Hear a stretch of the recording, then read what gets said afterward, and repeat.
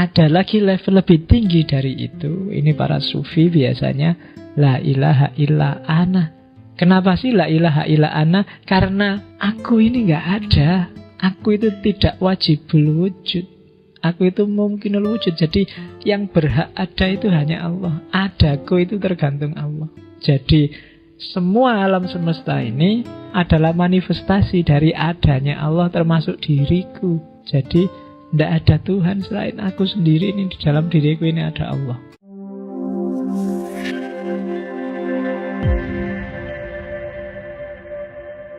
Oh, ini kayak syairnya Imam Syafi'i itu kan. Mungkin dulu pernah tak ceritain. Jadi Imam Syafi'i itu punya guru namanya Waqi'. Satu ketika Imam Syafi'i ini mungkin karena dia orang pintar, selalu baca satu tingkat jenuh dia.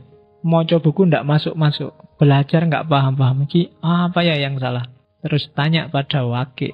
Akan terus keluar syairnya yang terkenal itu kan. Sakautu ila Waqi' su'akhifzi wa arsadani ila tarkil ma'asi wa ahbaruni fi anna ilma nurun. Jadi dia mengadu pada Waqi', guru aku kok hafalanku hilang terus ya. Ngapalin hilang, belajar nggak masuk. Terus katanya Waqi', kamu terlalu banyak maksiat. Kenapa? Kalau terlalu banyak maksiat, hatimu gelap. Kalau hatimu gelap, cahaya tidak bisa masuk. Lah hubungannya apa guru? Karena bi annal ilma nurun. Karena ilmu itu cahaya.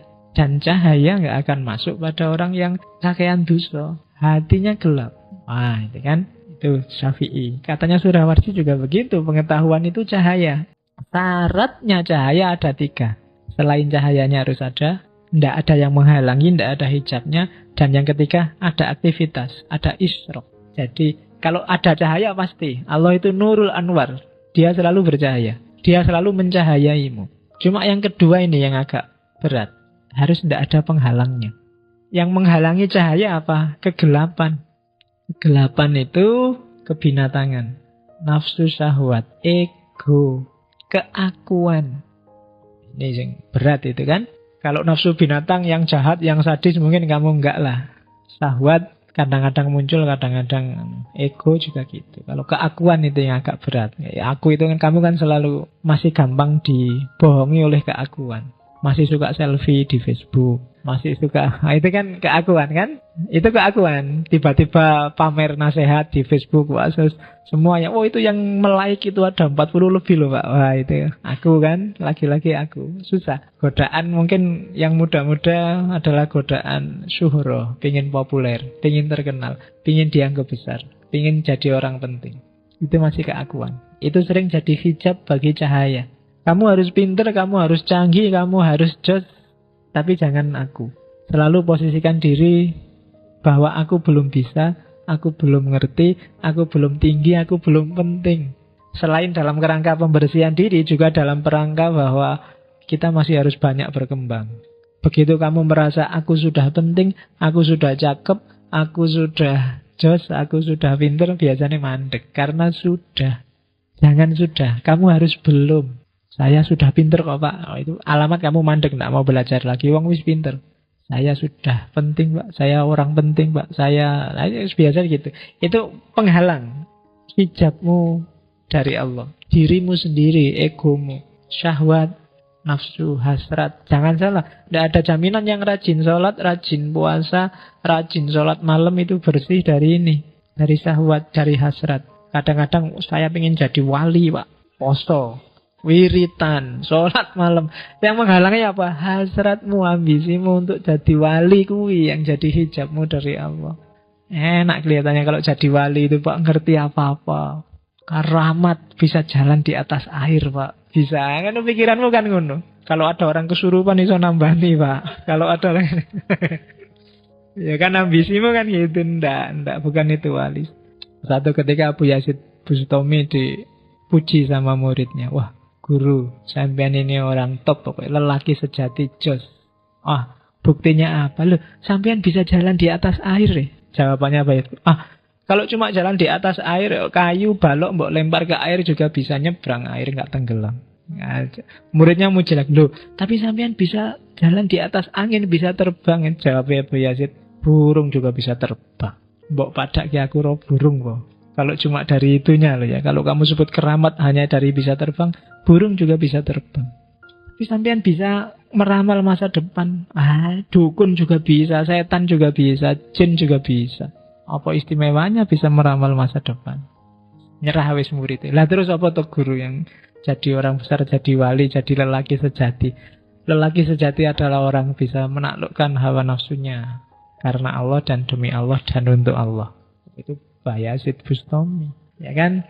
Yo, kalau kita sedang berusaha ke sana, insya Allah, yo latihan lah. Ditaklukkan sebentar-sebentar dirimu. Saya dulu pernah dikasih amalan ritual yang apa tuh maksudnya tidak jelas. Tapi yo dijalanin aja dan mungkin ketemu. Tiba-tiba ya salah seorang guru-guru biasanya, Faiz, sekarang tak perintahkan 40 hari ke depan sholatlah maghrib di masjid dan jangan turun dari masjid sebelum selesai sholat isya. Itu tidak nyambung pikiranmu, hubungannya apa, tapi dijalanin aja. Mereka lebih tahu kondisi spiritualitas kita. Tapi kan akhirnya kan nunggu isya itu kan nggak mungkin kan nunggu isya sambil ngerokok remi apa-apa wong ning masjid. Lah ya kan? Akhirnya paling ndak ya ngaji, baca-baca apa, wiridan apa, bawa-bawa buku untuk baca. Dan setelah 40 hari terasa akibatnya. Paling ndak menaklukkan hasratku karena biasanya kan antara maghrib dan isya itu kan kalau ndak waktunya makan, waktunya nonton TV, enak-enak nongkrong, enak-enak kan gitu. Oh itu riyadhah. Para sufis sering ngasih advice muridnya seperti itu. Nggak paham kita, tapi jalanin aja. Manfaatnya ketemu belakangan. Nggak usah tak lanjutkan cerita tentang aku, nggak penting. Oke, yang ketiga. Harus isyraq. Kamu harus jernih, tapi kamu harus bisa merayu yang punya cahaya untuk memancarkan cahayanya padamu. Itu yang disebut riyadhah. Itu yang disebut mujahadah. Rayu Allah. Rajin ya kamu, istiqomah ya kamu, tekun ya kamu. Kalau kamu mendekat selangkah, kan ada itu hadis qudsi, Allah akan mendekat 10 langkah. Riyadhahmu cuma 10%, Allah akan mendekat padamu 100%. Itu dalam rangka apa? Isyraq, biar Allah melimpahkan cahayanya. Kan kita yakin kalau Allah itu alim, tahu segalanya. Allah itu qadir, mampu segalanya. Nah, zat yang tahu segalanya dan mampu segalanya ini harus ridho pada kita dan kita mendapatkan cahayanya. Itu yang dilakukan oleh para sufi. Jadi ini jalur yang sama sekali berbeda dengan jalurnya para filosof, khususnya filosof barat yang tak jelasin kemarin.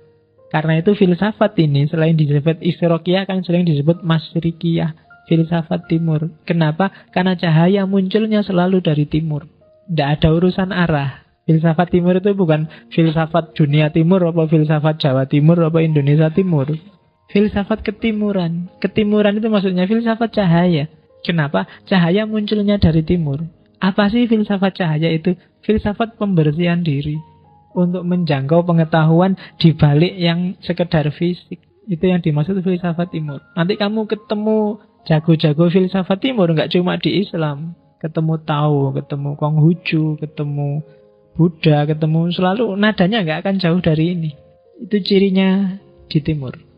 Jadi dari timur kamu ketemu cahaya, dari barat kamu ketemu materi. Biasanya gayanya seperti itu. Sama-sama penting, saling mendukung. Tapi hari ini kita banyak kehilangan timur, terlalu banyak baratnya. Jadi ada cahaya. Kalau ini nggak perlu kamu tanyakan, pasti ada cahaya. Sudah ada karena memang sejak azali. Yang kedua, tidak ada penghalang, tidak ada hijab. Dan yang ketiga, ada isyraq. Allah ridho untuk mencahayai kita. Sebenarnya rumusnya sederhana. Gimana caranya Allah ridho pada kita?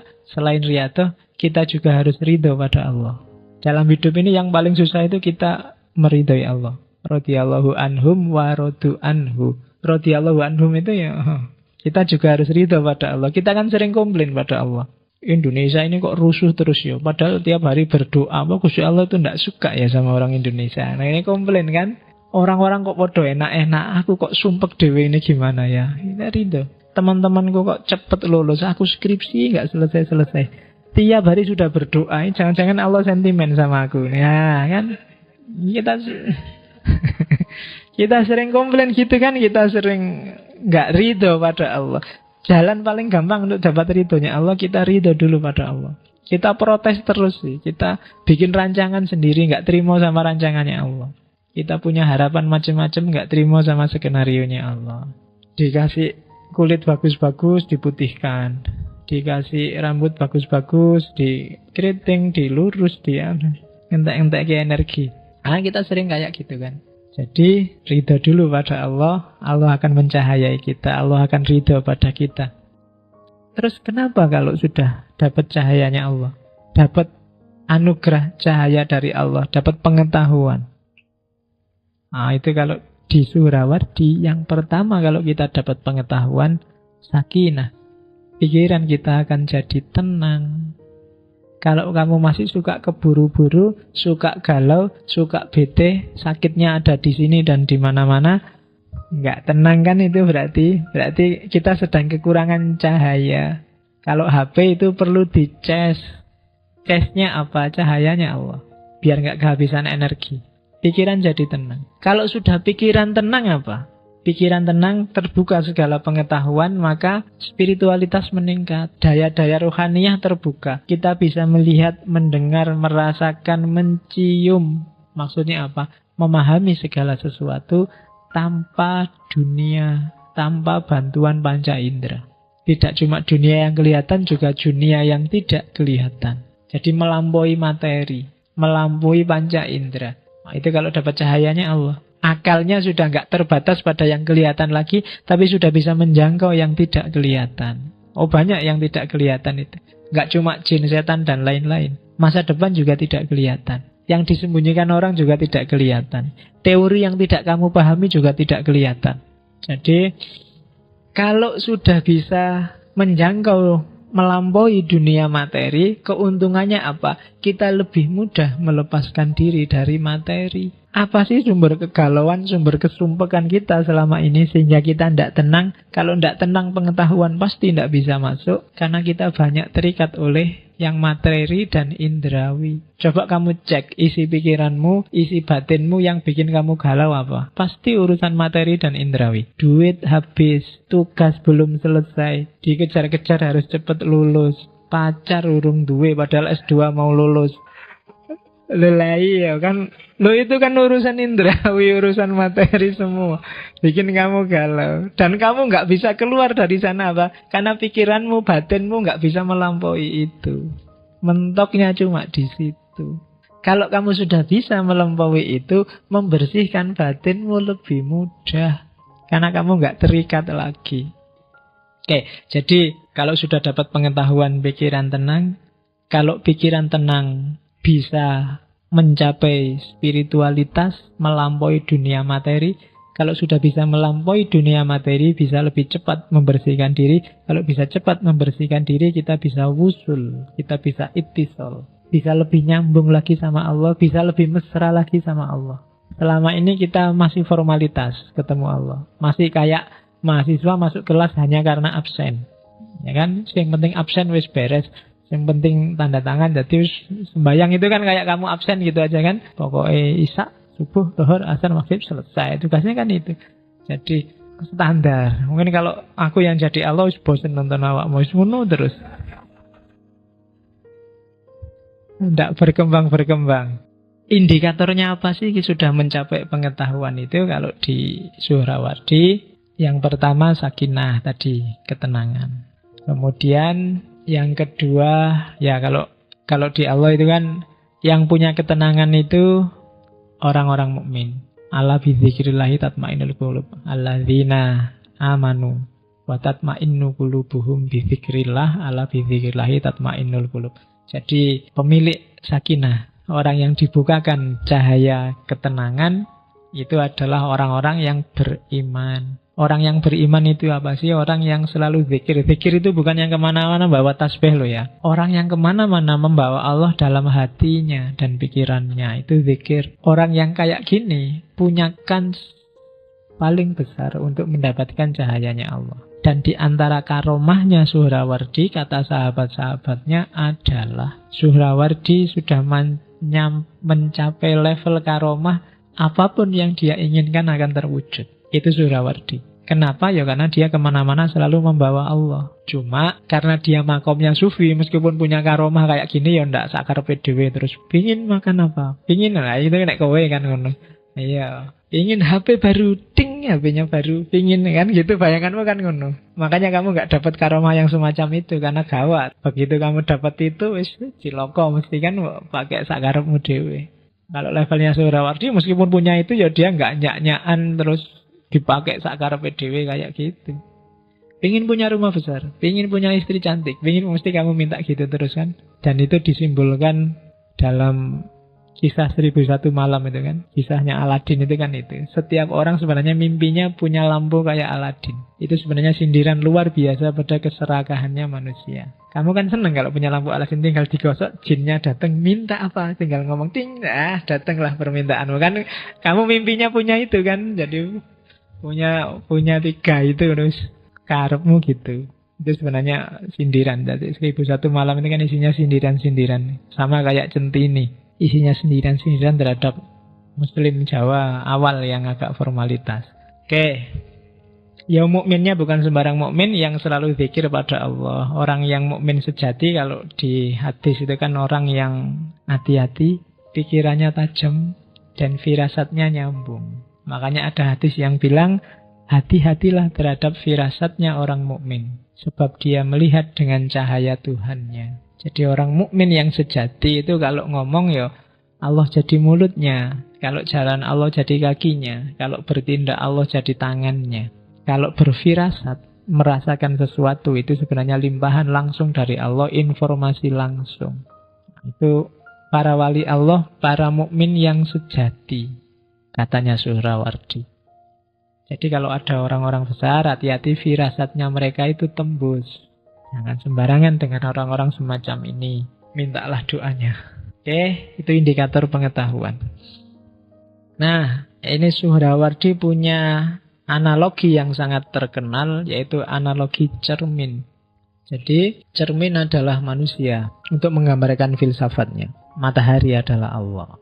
Kita cermin, bersihkanlah cermin itu dan hadapkanlah cermin itu pada matahari, maka gambarnya matahari akan muncul dalam cermin. Kalau kemudian kita jernih, gambarnya menghadap ke Allah, dalam diri kita ada gambar Allah. Kalau kita menengok ke dalam diri, di sana kita akan ketemu Allah. Man arofa nafsahu faqad arofa rabbahu. Nafsahu yang sejati.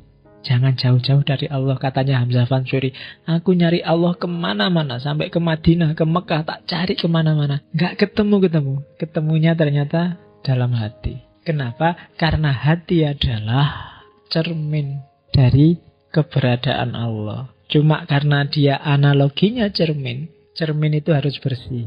Kalau katanya Ghazali, karena dia seperti cermin, setiap satu kesalahan, dia adalah satu kotoran di atas cermin. Semakin banyak salah, semakin banyak kotoran di sana. Dan pada akhirnya dia akan gelap. Kalau sudah gelap, gambarnya Allah hilang. Cahayamu juga akan hilang, karena cahayamu sumbernya dari cahayanya Allah. Itu analogi yang dibilang oleh Suhrawardi. Jadi hati-hati dengan kesalahan kecil. Makanya para sufi selalu wanti-wanti, tidak ada kesalahan kecil kalau diulang-ulang, tidak ada kesalahan besar kalau ditobati, dihapus cepat-cepat. Nah, yang sok meremehkan salah-salah kecil, hati-hati yo. Kamu kan sering kayak gitu kan, jangan ngerti salah, alah pak cuma gini aja, nanti wudu juga rontok. Kan kamu sering gitu, alah pak bohong kecil aja tidak apa-apa nanti kan. Ngeremeh kayak gitu, ketika kamu remehkan, maka dia akan jadi noda kecil di cermin batinmu. Semakin lama dia akan semakin banyak dan akan menggelapkan hatimu. Kalau sudah gelap, kamu akan kehilangan cahaya. Kalau kehilangan cahaya, kamu akan keluar dari ring cahaya Allah, karena di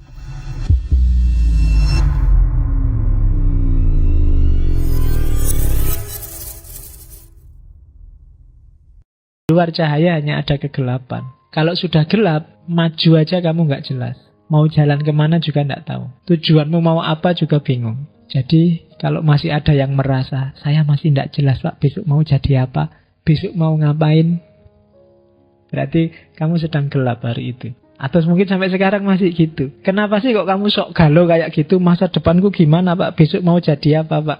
Karena pikiranmu berhenti pada materi tadi. kamu nggak bisa keluar dari jebakan materi dan hasratmu sendiri. Kalau kamu bisa keluar dari sana, jawabannya lebih mudah. Mulutmu sebenarnya tiap hari, Allah, Gusti Allah ora sare. Tiap hari ngomong hidup sudah ada yang ngatur, ada sutradara. Tapi prakteknya kan kamu nggak bisa. Buktinya kamu galau, kamu sumpek, sering mengeluh. Berarti kamu masih banyak terikat oleh materi. Ya, kalau di Surawardi pingin contoh ndak orang yang paling sempurna menerjemahkan cahayanya Allah, ya Nabi Muhammad. Jadi Nabi Muhammad adalah contoh terbaik.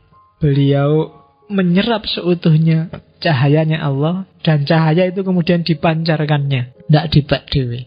Ya kan? Makanya setiap kali kita pidato atau ceramah kan selalu diawali dengan sholawat. Dalam arti apa? Mungkin kita tidak nyampe mau dapat pancaran langsung dari cahayanya Allah. Wong kita itu dosane oke, ya syukur-syukur dapat pantulan saja cahayanya Allah dari Nabi. Dapat dikit aja ciptatannya sudah lumayan. Karena Nabi itu kan sangat sayang pada kita. Makanya mungkin ya gelap-gelap dikit tidak apa-apa kalau Nabi sayang mesake umatku kan gitu. Tak keilah cahayanya, tak sumber kan gitu. Karena Nabi sayang sama kita. Jadi tenang aja, makanya yo nek ndak kuat ketemu Allah langsung merasa wah ndak nyampe aku kalau sama Allah. Yo minta tolong Nabi kita. Jangan khawatir, Nabi kita itu adalah kesayangannya Allah, kekasihnya Allah, dan kita adalah kekasihnya Nabi. Ini kan gitu. Makanya jangan malu-malu untuk mendekat terus pada Nabi. Sholawat. Sholawat ya sholawat, tapi sambil dibatin, sambil diekspresikan cintamu. Kalau sholawat cuma nyanyi dan di mulut, tidak ada gunanya. Harus masuk ke batin. Harus sholawatmu yang muncul di mulut adalah ekspresi dari kerinduan dan cintamu pada Nabi. Nah itu baru mungkin kamu akan kecipratan cahayanya yang dipantulkan oleh Rasul pada batin kita. Ini sebenarnya cinta segitiga, tidak apa-apa. Rasul, Allah, dan kita. Tidak apa cinta segitiga. Itu senang Allah kalau kayak gitu. Kayak kamu kalau punya pacar terus ada orang dekat sama pacarmu kan otomatis kamu juga dekat sama dia. Oke, jadi analoginya cermin. Nah, pada akhirnya nanti Surawardi juga mengklasifikasi.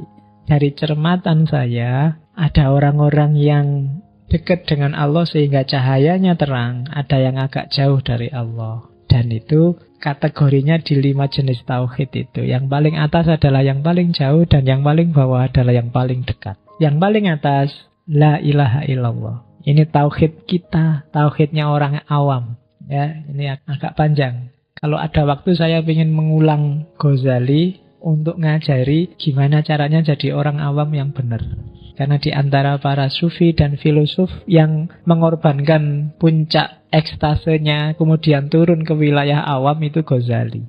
Itu yang bikin kita lebih sreg baca buku-bukunya Ghazali. Lebih nyambung kalau baca kitab-kitabnya Ghazali. Karena Ghazali sendiri berusaha untuk nulis sesuai logikanya orang awam. Dan kalau Ghazali punya teori sendiri gimana caranya jadi orang awam yang baik.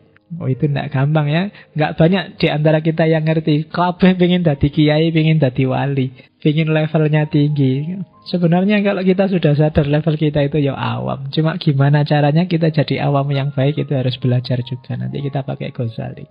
Kalau di Surawardi, la ilaha illallah itu tauhidnya awam. Tiada Tuhan selain Allah. Di atas itu adalah ilaha illahu. Sudah nggak pakai lagi konsep Allah. Karena Allah itu identitas. Itu konsep. Kristen juga pakai Allah. Meskipun sama orang Malaysia dilarang. Banyak agama juga pakai istilah yang deket-deket sama istilah Allah. Pakai ilah, pakai Yahweh, pakai sebenarnya secara bahasa deket. Ketika masih pakai Allah itu berarti masih konseptual, masih sangat jauh. Agak lebih dekat kalau la ilaha illahu. Tidak ada Tuhan selain dia.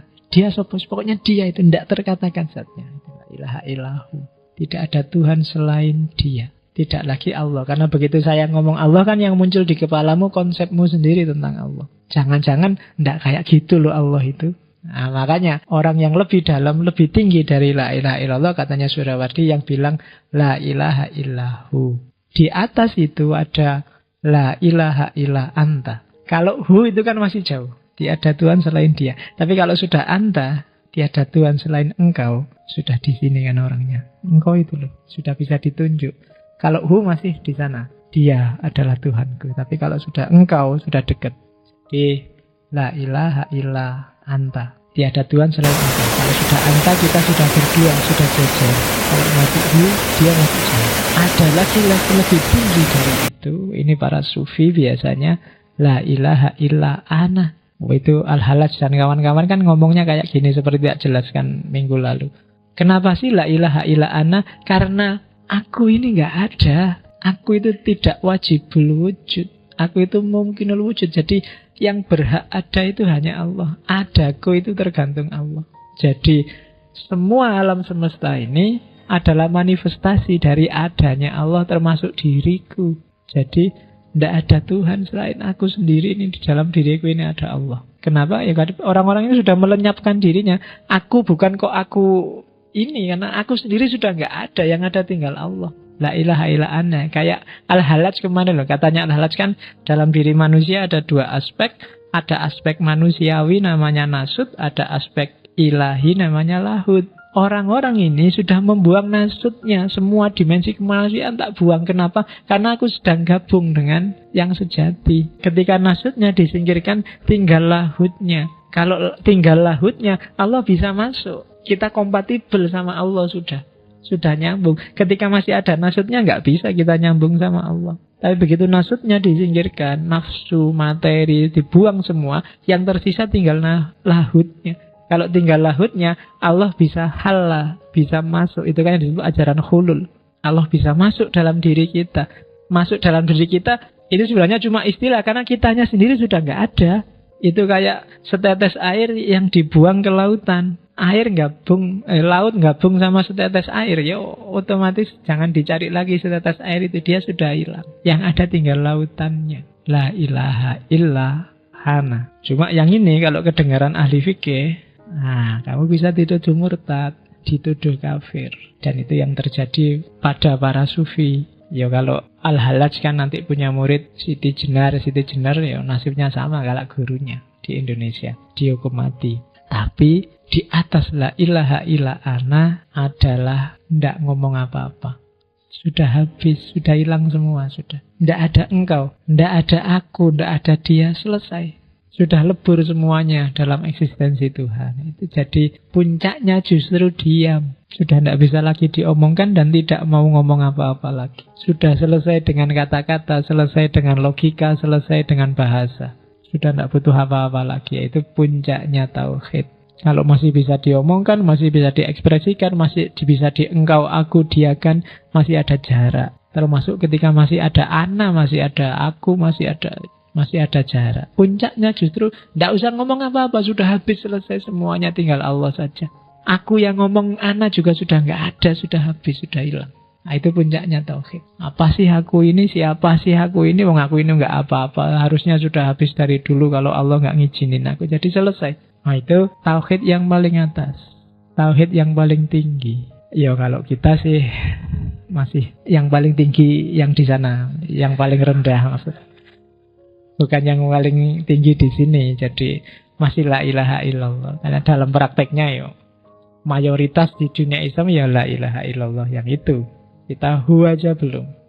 Karena kita masih secara konseptual ya kita masih jauh sama Allah. Kan ada guyonannya gitu kan, agama Islam itu adalah agama yang paling jauh sama Tuhannya. Yang lebih dekat dibandingkan Islam itu orang Hindu. Kalau orang Hindu itu lebih dekat karena Tuhannya dipanggil Om.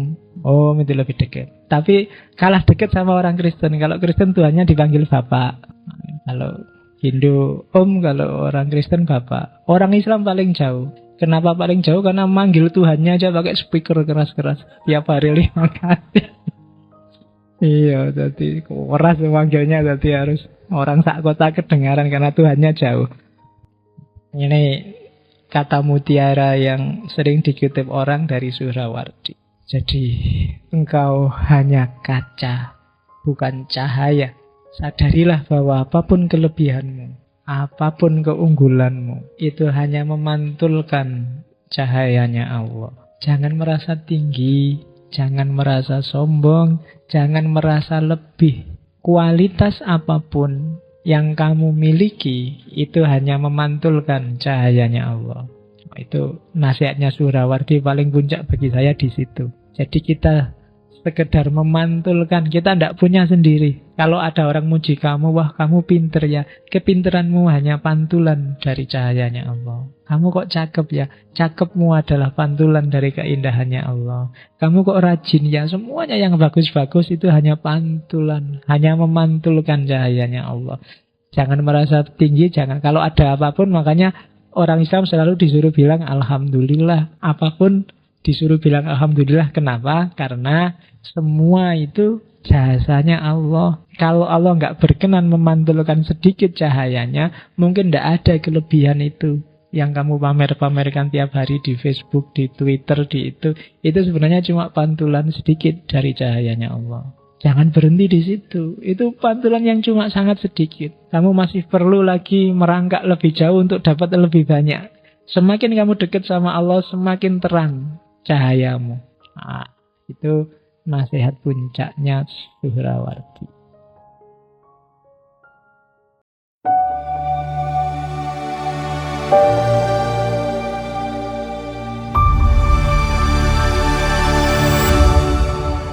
Dr. Farudin Faiz dalam ceramahnya menggambarkan perjalanan spiritual para sufi yang berusaha mencapai kedekatan hakiki dengan Tuhan. Dimulai dari keyakinan, la ilaha illallah. Seseorang diajak menyadari bahwa tiada yang wajib ada selain Allah. Bagi para sufi, pencapaian tertinggi dalam spiritualitas adalah saat manusia berhasil melepaskan ego dan keduniawian, menyadari bahwa dirinya hanyalah bayangan dari keberadaan Allah yang sejati. Dalam kedalaman kesadaran ini, para sufi seperti Al-Hallaj menegaskan, La ilaha illa ana, sebuah ungkapan yang menandakan bahwa ketika ego telah lenyap, hanya eksistensi Tuhan yang terasa dalam diri. Dr. Farudin Faiz menjelaskan bahwa agar cahaya Tuhan menyinari hati, seseorang perlu membersihkan dirinya dari segala bentuk nafsu, hasrat duniawi, dan ambisi pribadi. Setiap dosa kecil ibarat noda pada cermin hati yang menghalangi cahaya Allah untuk masuk. Melalui latihan spiritual atau riyada, seseorang dapat menyucikan dirinya. Para sufi juga menekankan pentingnya sikap sabar dan ikhlas menerima kehendak Allah, meskipun dalam kekurangan atau ujian. Bagi mereka, menyadari bahwa diri hanyalah cermin bagi cahaya ilahi, membebaskan hati dari ikatan materialisme dan kecemasan duniawi. Di puncak ceramahnya, Dr. Farudin Faiz mengingatkan bahwa manusia tidak lebih dari cermin yang memantulkan cahaya Tuhan. Semua kelebihan dan keunggulan hanyalah pantulan dari keindahan, kekuatan, dan kebijaksanaan Allah. Sikap rendah hati dan terus berusaha mendekatkan diri pada Allah akan menjadikan hati semakin bersih, sehingga mampu memantulkan cahaya ilahi lebih terang. Dengan demikian, tujuan utama kehidupan adalah mencapai kedekatan sejati dengan Allah, melampaui batas materi, dan merasakan ketenangan serta kebijaksanaan yang bersumber dari Tuhan.